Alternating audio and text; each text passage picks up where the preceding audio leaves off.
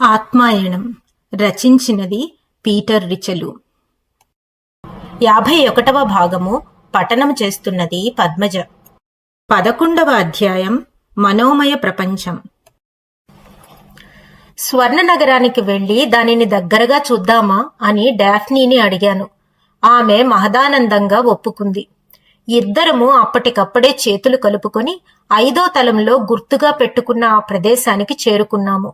దారిలో ఫెయిరీ లోయ దగ్గర ఆగాము. ఆ స్వర్ణ నగరానికి పెద్ద పెద్ద బంగారు గేట్లున్నాయి. అవి మూసేసున్నాయి. అయితే మేము వెళ్లగానే సెయింట్ పీటర్ లాంటి ఒక ముసలాయన ఆ గేట్ల తాళం తీసి గేట్లు తెరిచాడు మా కోసం. మీరెందుకొచ్చారు అని అడిగాడు.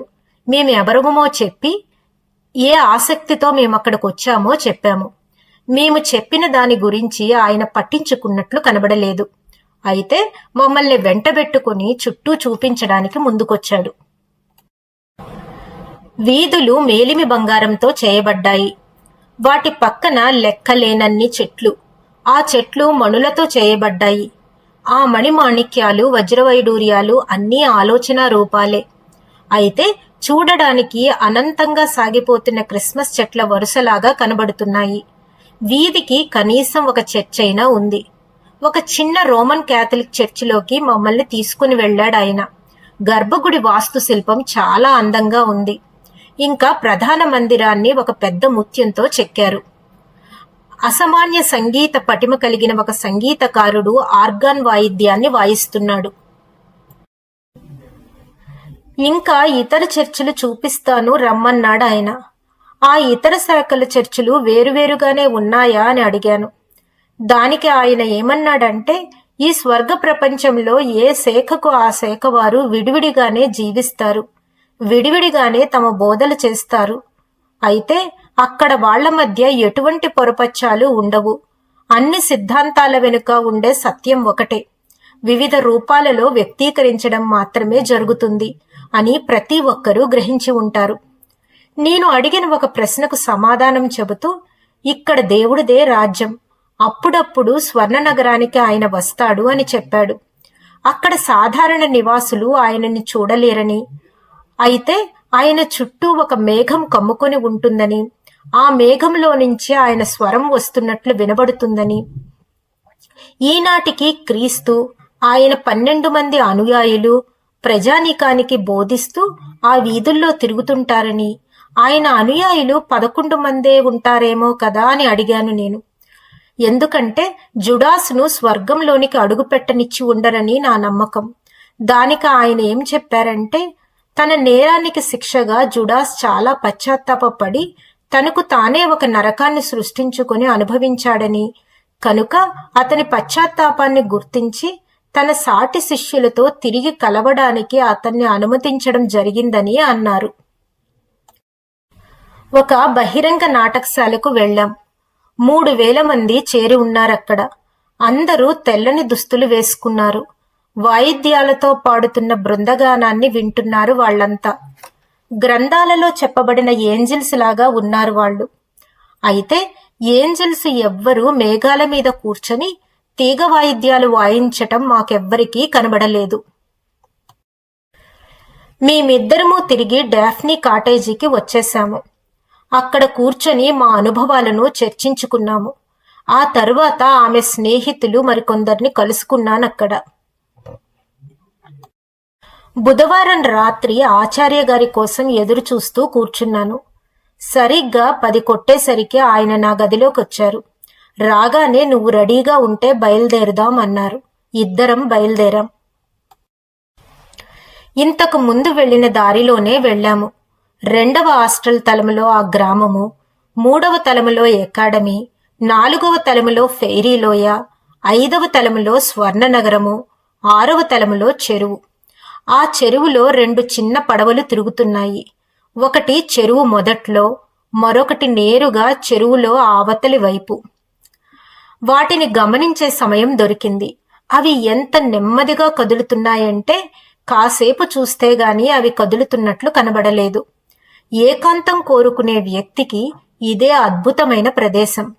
నేను ఇంకా 7వ తలానికి వెళ్ళలేదు కాబట్టి అక్కడ నేను ఏకాగ్రత చేయవలసిన దృశ్యమేదీ నాకు తెలియదు కాబట్టి నన్ను తన చేయి పట్టుకోమన్నారు ఆచార్య గారు.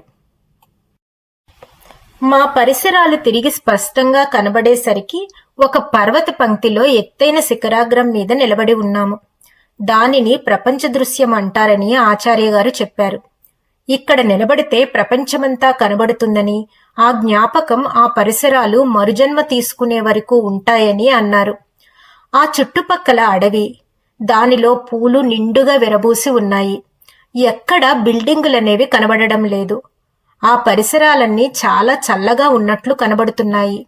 మునులు, తపస్సులు, మహనీయులు చాలా మంది తమ జీవితంలో ఎక్కువ భాగం ఈ వాతావరణంలోనే గడుపుతారు. తపోలోకమంటే ఇదేనేమో. స్త్రీ పురుషుల్లా కనబడే ఇద్దరు వ్యక్తులు ఒక లోయలో తేలుతూ పోతూ కనబడ్డారు. వాళ్ళెవరని ఆచార్య గారిని అడిగాను. దానికాయన చూద్దాం పదా అన్నారు. మేము వాళ్ల వైపుకు తేలుతూ వెళ్లాము. త్వరగా నడుస్తున్న వేగంతో సాగుతున్నారు వాళ్ళు. మేం దగ్గరికి వెళ్లినా వాళ్లు తమ వేగం తగ్గించుకోలేదు. ఆచార్య గారు పలకరిస్తే వాళ్లు సమాధానం చెప్పలేదు. నేను ఆమెని ఒక ప్రశ్న వేశాను. ఆమె తన ముఖం నా వైపుకు తిప్పిందే గాని ఒక్క మాట కూడా మాట్లాడలేదు. ఆమె చూపు నా ద్వారా దాటుకుని పోయింది. ఆ చూపు చూపుగా లేదు. కళ్ళార్పని ఆ చూపు దేనినీ చూడడం లేదు. ఆ ముఖంలో భావాలే లేవు. వాళ్ళు వృత్తాకారంలో తిరుగుతూ తేలుతున్నారు. ఆ రెండు ఆత్మలు కావట, వట్టి గవ్వలట. మనోమయ ప్రపంచంలోకి వెళుతూ ఇద్దరు వ్యక్తులు వదిలిపోయిన గవ్వలట. ఆచార్య గారు వివరించారు. మనోమయ ప్రపంచానికి వెళ్లాలంటే మా ఆస్ట్రల్ శరీరాలను ఇక్కడే వదిలేయాలని, మనం లేనప్పుడు ఆస్ట్రల్ జీవులు ఎవ్వరూ వాటి జోలికొచ్చి వాటిని స్వాధీనం చేసుకోకుండా వాటిని జాగ్రత్తగా చూసుకోవడం కోసం మన ఇద్దరి శరీరాలను నమ్మకస్తులైన ఇద్దరు వ్యక్తుల ఆధీనంలో ఉంచి వెళ్లటం మంచిది అన్నారు ఆయన. గాఢంగా మనసును ఏకాగ్రత చేశారు. ఒక్క నిమిషం తర్వాత వాళ్ళు బయలుదేరారని, వస్తున్నారని చెప్పారు. అంతలోనే మహామేధావులు, ఆధ్యాత్మికత ఉన్న ఇద్దరు యూరోపియన్లు మా వైపు తేలుతూ వచ్చారు. పలకరింపులయ్యాక వాళ్ళేం చేయాలో ఆచార్య గారు చెప్పారు.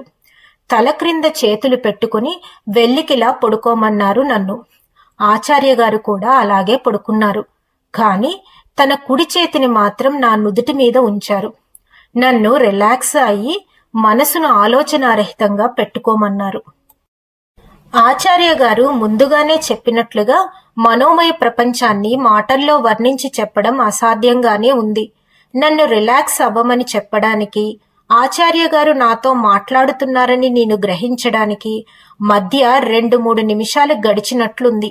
అయితే ఆయన మాట్లాడడానికి మాటలు గాని శబ్దం గాని ఉపయోగించడం లేదు. కళ్ళు తెరిచాను. విచిత్రమైన నిశ్చలత్వం ఉందక్కడ. మేము అంతరిక్షంలో నిలబడిపోయినట్లుంది. అయితే మా చుట్టూ మంచు కప్పి ఉన్న రకరకాల వస్తువులు ఉన్నాయి. అవి బిల్డింగులైనా అయి ఉండవచ్చు, లేదా ప్రకృతి దృశ్యాలైనా అయి ఉండవచ్చు, లేదా మనుష్యులైనా అయి ఉండవచ్చు. వాటిల్లో కొన్ని వస్తువులకు రంగులున్నాయి. అయితే ఏదీ స్పష్టంగా ఉన్నట్లు అనిపించలేదు. అన్నీ అంటే మానవాకృతిలో ఉన్న రూపాల సైతం మారిపోతూనే ఉన్నాయి. నా కళ్ళతో నేను వాటిని చూడలేదు. కానీ గతంలో నా అనుభవాలకు భిన్నంగా ఉన్నారని గ్రహించాను. నా వెనక ముందు తేలుతున్న ఆలోచన రూపాలను చూడడంతో అది ఎలా ఉంటుందో చూడడానికి వెనక్కి తిరిగి చూడవలసిన అవసరం రాలేదు. ఇదంతా చాలా అసహజంగా, విపరీతంగా అనిపించింది. ఇంత గొప్ప వ్యక్తి నా పక్కన లేకపోయినట్లయితే నేను కొంచెం భయపడి ఉండేవాడినేమో. ఇదంతా జరుగుతున్నంతసేపు ఆచార్య గారు నాకు ఆలోచన పంపుతూనే ఉన్నారు. ఆయన మాట్లాడితే ఎంత స్పష్టంగా ఉంటుందో ఆయన పంపిన ఆలోచనలను కూడా అంతే స్పష్టంగా అందుకున్నాను. నా మనసులో నేను వాటికి సమాధానం అనుకోగానే అవి ఆయనకు అందుతున్నాయని తేటతెల్లమైపోయింది. మనోమయ ప్రపంచపు తలాలలో పల్లంలో ఉన్న ఈ తలంలో మానసిక ఎదుగుదల అతి తక్కువగా ఉన్న వాళ్ళు ఎక్కువగా ఉంటారు. ఈ స్థాయిలో జీవిస్తున్న ఎంతోమంది ఆలోచన రూపాలను చూపించారాయన నాకు. వాళ్ళు స్థిరమైన ఘనపదార్థంగా లేరు, గడ్డి పరకల కట్టలాంటి జీవుల్లాగా ఉన్నారు.